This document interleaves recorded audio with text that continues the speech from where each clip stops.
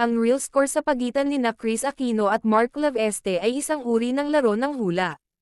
Sa wakas, ibinuhos ni Mark ang kanyang puso sa aming eksklusibong panayam. Salamat sa Dasyang Vice Governor for allowing me to share an official update about their much-awaited love story. Habang binabasa ang mga sagot ni Mark, nakaramdam ako ng tuwa para kay Chris. Matapos ang lahat ng pinagdaanan ng kanyang puso, sa wakas ay ginagantimpalaan ng pag-ibig ang Queen of all Media ng mas mabuting kapalaran. It was my mom, Inday Badiday, who paved the way for Chris to enter showbiz, and Chris happens to be the ninang of my son, I see. Kaya kahit magkahiwalay kami, I wish Chris well. Ang kwento ni na Mark at Chris ay patunay na kung gusto nating may hindi magandang mangyari, mangyayari ito. Paumanhin ang mushinas, ngunit ang kanilang pag-iibigan ay maaaring buod sa pamamagitan ng quote na ito mula kay Shakespeare, ang tunay na pag-ibig ay hindi mahahanap kung saan ito tunay na wala, ni ito ay may tatago kung saan ito tunay na naruroon. A lovest. Ito ang chat ko kay Mark, please share what you can about the status of your relationship with Chris. Almost a month ako sa States para makasama si Chris. Umuwi kasi yung executive assistant at confidant niya na si Alvin Gagey para magbakasyon, kaya naman tinulungan ko si Chris, mga anak niya, mga nurse at kabahayan nila sa Orange County habang si Alvin ay nakabakasyon.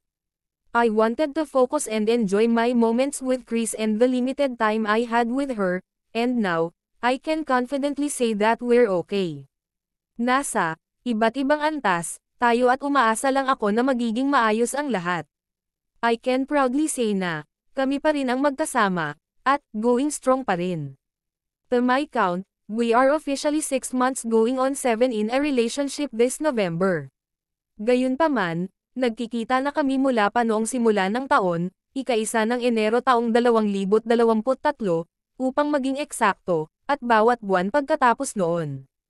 Kaya, kami ay 10 buwan at nagbibilang. It's been a roller coaster, Ferris wheel ride para sa amin, kasi iyon ang paboritong amusement ride ni Kuya Josh. Pero seryoso at sa kabutihang palad, ang aming mga ups and downs ay hindi naging kasing rough ng roller coaster ride. Mapapamahalaan ito, at pinahahalagahan ko ang paglalakbay tulad ng pagpapahalaga sa tanawin mula sa isang higanteng Ferris wheel. Tulad ng sinabi ni Chris, pareho kaming natuto sa aming mga pagkakamali, at sa tulong ng Diyos, umaasa kaming patuloy na bumuo ng isang maayos at sumusuportang relasyon sa buong buhay. Ngayon higit kailanman, si Chris, ang mga bata at ang kanyang mga kapatid na babae ay naging isang malaking bahagi ng aking buhay at ng aking sariling pamilya, siya ay higit pa sa aking kasintahan. Si Chris ang aking mundo. Tinanong ulit si Mark Laveste.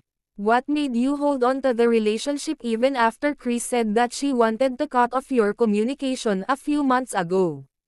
Ang sagot ni Mark, saga ng akin, hindi ka madaling sumuko sa isang pangarap, lalo na kung ito ay isang pangarap na natupad. Siya ay mahalaga sa akin, at gagawin ko ang lahat para manatili sa aming relasyon.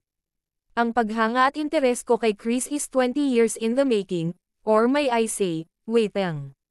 Napakatagal kong hinintay ang sandaling ito, ang umibig sa taong tunay kong hinahangaan, at ngayong nabigyan ako ng pagkakataong ito, gagawin ko. Ingatan mo siya na parang buhay ko ang nakasalalay dito. I must have done something right to deserve this, to end up with the girl of my dreams, to be in a relationship with the one I really love. Kapag sinabi sa akin ng mga tao na, sana, dati pa, dapat sana mas maaga, ang sagot ko, hindi ko naman gusto sa ibang paraan. At saka, lahat ng bagay ay may dahilan, at lahat ay may kanya-kanyang oras. Panahon na natin, at naniniwala ako na ito ang gusto ng Diyos para sa atin. Walang pag-aalinlangan na noon pa man at ngayon, ako ang may pinakamalaking crush kay Chris, ngunit ang higit na espesyal sa aming timing ay ang maging bahagi ako ng kanyang paglalakbay tungo sa pagpapagaling. Nakikita ko ang isang pambihirang uri ng Chris Aquino, yung halos hindi natin nakikita sa TV o nababasa sa mga papeles at sa social media. Habang gumagaling po siya, lalo kong nararamdaman ang aming pangangailangan para sa isa't isa, at kapag sumuko ako, para ko na ring binaliwala ang buhay niya. Ito po ang aming tadhana, this is our destiny. Ito ay isang fairy tale na nagkatotoo, at maaari ko lamang hilingin na maging, happily ever after, kasama siya. Kung mga kacheka, anong masasabi nyo tungkol dito, mag-comment lang sa baba and don't forget to subscribe.